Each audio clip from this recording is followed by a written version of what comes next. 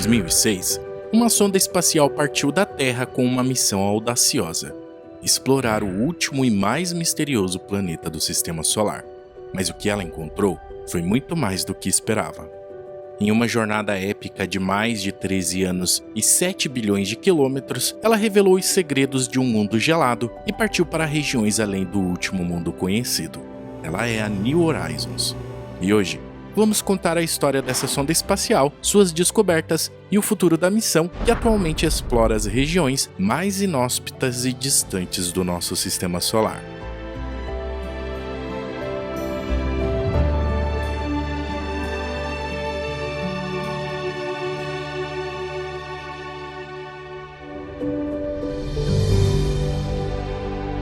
Os mistérios do Cinturão de Kuiper.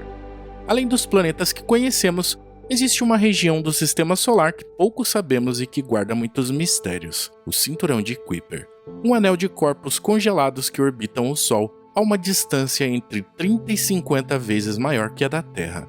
Esses corpos são restos do disco de poeira e gás que se formou no Sistema Solar há 4,6 bilhões de anos, e os cientistas os consideram como cápsulas do tempo que preservam informações sobre a origem e a evolução do nosso sistema planetário. Passamos muitos anos procurando objetos no sistema solar externo. Muita dor, sinceramente, muita decepção. Você realmente precisa ter respeito pela escala desses objetos. Sim, conseguimos ver estrelas que estão a centenas ou milhares de anos-luz de distância, mas são esses objetos gigantes brilhantes. Como você vê algo que tem apenas 160 quilômetros de diâmetro e é escuro, não emite nenhuma luz visível própria. Por isso tem sido difícil encontrar essas coisas. Alguns deles são cometas de período curto, que visitam o interior do Sistema Solar de tempos em tempos. Entre eles estão o cometa Halley e o cometa Schumacher-Levy, que se fragmentou em 21 pedaços após sua aproximação com Júpiter em 1992, levando esses fragmentos a uma colisão com o gigante gasoso em 1994. Mas ainda há muitos outros grandes mistérios no Cinturão de Kuiper. Um deles é a possível existência de um nono planeta no Sistema Solar, que estaria escondido nessa região. Esse planeta hipotético, chamado de Planeta 9, teria cerca de 10 vezes a massa da Terra e levaria mais de 10 mil anos para completar uma volta em torno do Sol. E este planeta explicaria as órbitas incomuns de alguns objetos do cinturão, que parecem ser influenciadas por uma grande força gravitacional. Outro mistério é a quantidade e a diversidade de planetas anões no Cinturão de Kuiper. Até agora, apenas 5 foram reconhecidos oficialmente pela União Astronômica Internacional. Entre eles está Plutão, Eris, Almeia, Makemake e Gongong. Mas existem muitos outros candidatos que ainda não foram confirmados ou nomeados. E estima-se que haja mais de 100 planetas anões no Cinturão de Kuiper, cada um com suas características únicas. A Odisseia da New Horizons. Por muito tempo, o Cinturão de Kuiper foi apenas uma hipótese, proposta pelo astrônomo holandês Gerard Kuiper em 1951. Ele imaginou que deveria haver uma fonte de cometas além de Netuno, que até aquele momento era o último planeta do Sistema Solar. Mas somente em 1992, o primeiro objeto do cinturão foi detectado pelo telescópio Hubble. E desde então, centenas de outros objetos foram descobertos nessa remota e distante região. Para descobrir o que o cinturão guardava, a NASA lançou em 2006 uma missão audaciosa, projetada para ser a primeira a chegar até Plutão e seus satélites e depois seguir para outros objetos ainda mais distantes e desconhecidos. O lançamento da sonda New Horizons foi o resultado de um longo e difícil processo de planejamento e desenvolvimento. A ideia de enviar uma missão a Plutão surgiu na década de 1980, quando alguns cientistas e engenheiros do JPL propuseram um projeto chamado Pluto 350, que consistia em uma sonda leve e rápida que poderia chegar ao planeta anão em apenas 7 anos. No entanto, a NASA não aprovou o projeto por questões de custo e prioridade. Até que em 1992, o JPL apresentou uma nova proposta chamada Pluto Fast Flyby, que reduzia o custo e o peso da sonda, mas mantinha a velocidade e o objetivo da missão. O projeto recebeu o apoio da comunidade científica e do público, que se interessou pelo desafio de explorar o último planeta do Sistema Solar. Em 1995, a NASA deu sinal verde para o projeto, que foi renomeado como Pluto Express. Porém, no ano 2000, a NASA cancelou a missão por razões orçamentárias. A decisão gerou protestos e críticas de vários setores da sociedade que consideravam Plutão um alvo importante e atraente para a exploração espacial. Além disso, em 1999, a União Astronômica Internacional havia lançado um programa chamado a Década Internacional de Plutão, que incentivava o envio de sondas ao planeta anão e aos objetos do cinturão de Kuiper. Diante da pressão pública e científica, a NASA reconsiderou sua decisão e anunciou em 2001 um novo projeto chamado New Frontiers, que incluía uma missão a Plutão como uma de suas prioridades. Um concurso foi aberto para selecionar o melhor projeto para a missão e o vencedor foi a New Horizons, liderado pelo cientista Alan Stern e pela equipe do Sol Test Research Institute, que haviam participado do projeto Pluto Express. Detalhes do equipamento. A sonda foi projetada para ser compacta e robusta. Com cerca de 478 quilos, ela foi equipada com 7 instrumentos científicos, incluindo câmeras, espectrômetros, sensores e antenas, que permitem realizar diversas observações e medições sobre objetos do cinturão de Kuiper. Entre eles estão o LORRI, uma câmera telescópica de alta resolução que capta imagens em preto e branco e que é usada para estudar geologia e a morfologia dos objetos. Já o HALF é uma câmera multiespectral que capta imagens em cores visíveis e infravermelhas, e ela é usada para estudar a composição e a temperatura dos objetos. O instrumento ALICE, um espectrômetro ultravioleta, que se existirem, analisa a composição e a estrutura das atmosferas dos objetos. O instrumento REX é um instrumento de rádio que usa a antena da sonda para medir a temperatura, a pressão e a densidade das atmosferas dos objetos. O instrumento SWAP é um analisador de plasma que mede as interações do vento solar com os objetos e o ambiente espacial além de Netuno. O instrumento PEPSI é um espectrômetro de partículas energéticas que mede a composição e a distribuição de íons que escapam das atmosferas dos objetos. E por fim, o instrumento SDC é um detector de poeira que conta e mede as partículas de poeira que atingem a sonda. Para navegar pelo espaço profundo, a sonda usa um tipo de bateria espacial que funciona com um material radioativo chamado plutônio-238. Este material libera calor quando se desintegra e esse calor vira eletricidade para a sonda, mas o problema é que o plutônio-238 vai se acabando com o tempo e a bateria vai ficando mais fraca, o que acaba limitando sua vida útil. O tempo de vida para a sonda foi estimado de pelo menos 20 anos, o que a permite operar até meados da década de 2030. Mas o fato mais inusitado é que também foi incluída uma cápsula com as cinzas do astrônomo Clyde Tombaugh, o descobridor de Plutão em 1930. O encontro com Plutão. O lançamento da sonda ocorreu às 7 da noite em 19 de janeiro de 2006. Na base da Força Aérea dos Estados Unidos, em Cabo Canaveral, na Flórida.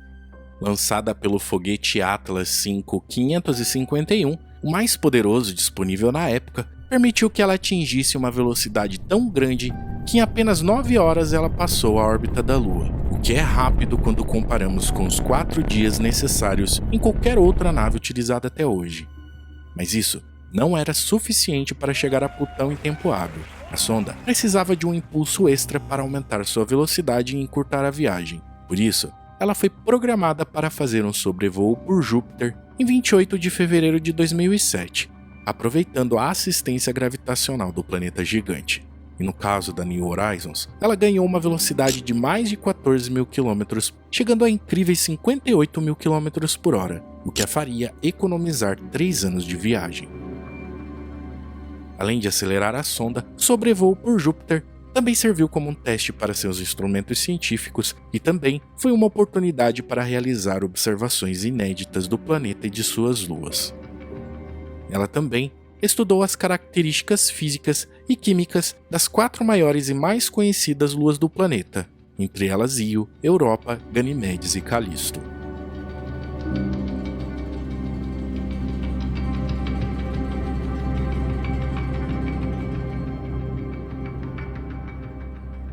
Depois de passar por Júpiter, a New Horizons entrou em um período de hibernação para economizar energia e preservar seus sistemas. Durante esse tempo, ela ficou em contato com a Terra, enviando sinais de que estava tudo bem, sendo acordada periodicamente para realizar verificações e correções de trajetória. E assim ela seguiu sua rota pelo espaço profundo, cruzando as órbitas de Saturno em 2008, Urano em 2011 e Netuno em 2014.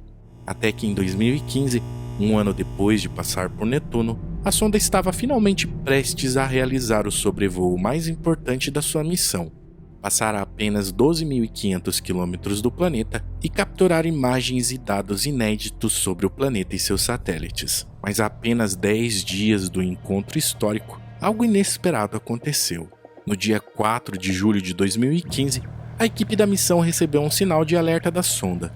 Ela havia entrado no modo de segurança e interrompido todas as suas atividades científicas. Definitivamente, à primeira hora, tudo parecia ótimo. Vimos esses comandos sendo recebidos pelo computador principal da espaçonave. E às 1h50 da tarde, perdemos toda a comunicação com a espaçonave. O software é projetado para quando o número para de mudar, e não estamos recebendo atualizações, ficar cinza. Portanto, todos os números eram verdes, amarelos ou vermelhos, qualquer que seja a cor, principalmente o verde. E todos ficaram cinza, o que significava que havíamos perdido nosso sinal. O que teria causado essa falha crítica? Seria um problema no software, no hardware ou na comunicação? E o mais importante, haveria tempo suficiente para consertar a sonda e salvar a missão? A tensão tomou conta do centro de controle da missão e os cientistas e engenheiros passaram a correr contra o tempo para diagnosticar e corrigir o problema. Mas eles enfrentavam uma dificuldade extra. A distância entre a Terra e a sonda era tão grande que os sinais de rádio levavam 4 horas e meia para ir e voltar. Isso significava que cada comando enviado demorava 9 horas para ter uma resposta. Depois de uma longa e angustiante espera, a equipe da missão descobriu que a falha havia sido causada por um erro no cronograma das operações da sonda. Um arquivo com instruções para o sobrevoo de Plutão havia sido enviado no mesmo dia em que ela estava realizando uma manobra rotineira. Isso sobrecarregou o computador da sonda, que acabou entrando no modo de segurança para se proteger. Felizmente, o problema era simples de resolver. A equipe da missão apagou o arquivo problemático e enviou um novo comando para que ela voltasse ao modo normal. Mas isso não foi o suficiente para garantir o sucesso da missão, pois ainda era preciso recuperar o tempo perdido e reprogramar as atividades científicas para o sobrevoo de Plutão. E foi então que a equipe mostrou competência e criatividade. Em apenas 3 dias, eles conseguiram restaurar todas as funções da sonda e reorganizar o cronograma das operações. Eles também aproveitaram a oportunidade para fazer alguns ajustes finos na trajetória, usando os dados mais recentes sobre a posição de Plutão.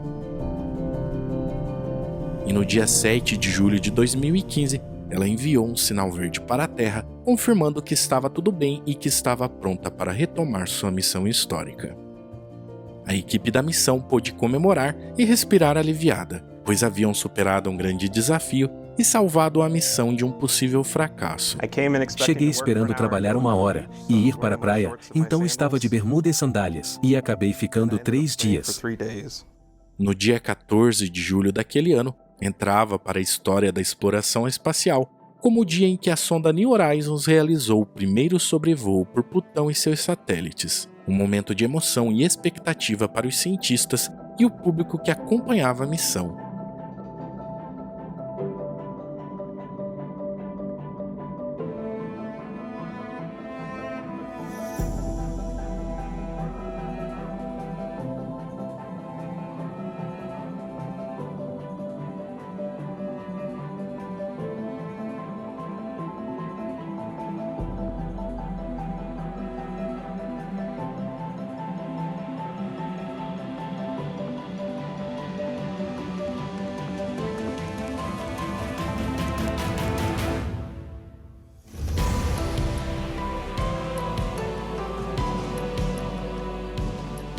sonda chegou ao ponto mais próximo do planeta às 8h49 da manhã, a apenas 12.500 km da superfície, e prontamente utilizou seus 7 instrumentos científicos para capturar imagens e dados inéditos sobre o planeta e seus 5 satélites: Caronte, Nix, Hydra, Cerberus e Stygia. Mas a sonda não podia se comunicar com a Terra durante o sobrevoo, pois precisava manter a sua antena apontada para os alvos. Por isso, os cientistas tiveram que esperar quase 13 horas para receber o primeiro sinal, confirmando que ela havia completado a manobra com sucesso.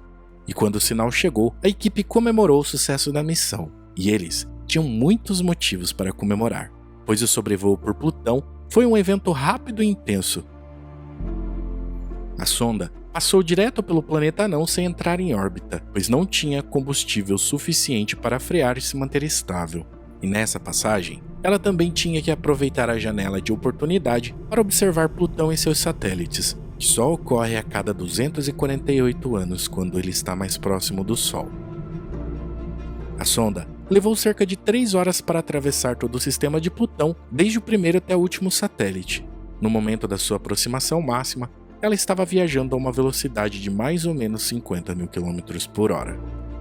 E como ela tinha que executar uma série complexa de manobras e comandos pré-programados para capturar imagens e dados com seus instrumentos, havia apenas uma chance de tudo dar certo.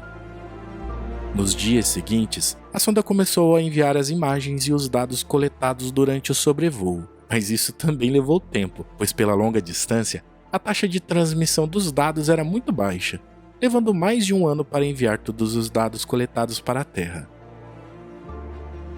Eles revelaram que Plutão tem uma atmosfera fina e complexa, e também indicaram que Plutão tem uma temperatura média de menos 230 graus Celsius e uma composição variada com gelo de água, metano, monóxido de carbono e nitrogênio. E pela primeira vez foram reveladas suas montanhas de gelo que chegam a 3,5 km de altura, formadas por gelo de água congelado, o que é bem alto quando comparamos com os 3 km de altura média das maiores montanhas na Terra e os 8 km do Monte Everest. Essas montanhas são mais jovens do que se pensava. Com cerca de 100 milhões de anos, elas indicam que Plutão pode ter alguma atividade geológica interna, e glaciares de nitrogênio fluem lentamente pela superfície como rios de gelo. Esses glaciares podem transportar blocos de gelo de água e outras substâncias pelo planeta e também podem interagir com a atmosfera de Plutão, que tem várias camadas de neblina e escape de gases para o espaço. O planeta tem uma região em forma de coração chamada Tombal Regio, que é uma das mais intrigantes do planeta. Ela é dividida em 2 partes, sendo a oeste uma planície lisa chamada Sputnik Planum, que é formada por um lago de nitrogênio congelado, e a leste uma área montanhosa e rugosa chamada Cthulhu Regio, que é escura e avermelhada por causa de compostos orgânicos chamados tolinas. As tolinas são compostos que geralmente são encontrados em produtos de alcatrão e hulha, uma substância escura e pegajosa obtida a partir da destilação do carvão mineral ou de outros materiais orgânicos como madeira ou petróleo. Essa grande diversidade de terrenos impressionou bastante os cientistas. Eles são montes gigantes de 160 km de diâmetro e alguns quilômetros de altura. Esses potenciais vulcões em Plutão têm algumas semelhanças com um vulcão escudo na Terra, que podemos ver no Havaí. Eles são montes muito grandes e largos, mas há uma grande diferença. Eles têm enormes depressões centrais, enquanto os vulcões escudo na Terra têm uma minúscula caldeira no topo em relação ao tamanho da formação. Gelo de nitrogênio é muito macio, tem as propriedades mecânicas de uma versão um pouco mais rígida do silipante, mas quando você olha em detalhes, você vê que existem essas bolhas gigantes que são separadas por pequenas saliências, e essas bolhas têm talvez 30, 50 quilômetros de diâmetro. Eles têm o padrão de material ascendente e descendente que se move lentamente como farinha de aveia em um fogão. Além das montanhas, dos glaciares e do coração, o planeta anão tem crateras antigas, vales profundos, cordilheiras e planaltos elevados, com cada região tendo uma cor, uma composição e brilho diferente, mostrando a complexidade da geologia e da química desse planeta.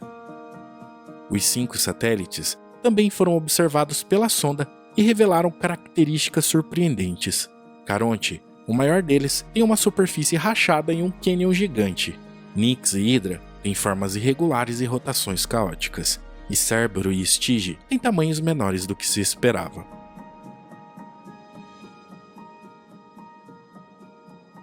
Depois de sobrevoar Plutão em 2015, a sonda continuou sua jornada pelo cinturão de Kuiper.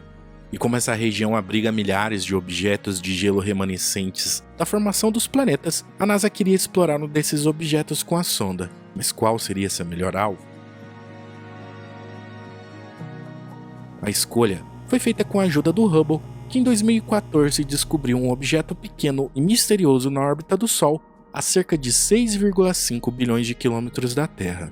Esse objeto recebeu o nome provisório de 2014 MU-69 e foi selecionado como próximo alvo por ser alcançável pela sonda. O objeto também recebeu um apelido baseado em uma expressão latina que significa um lugar além do mundo conhecido, o Ultima Thule.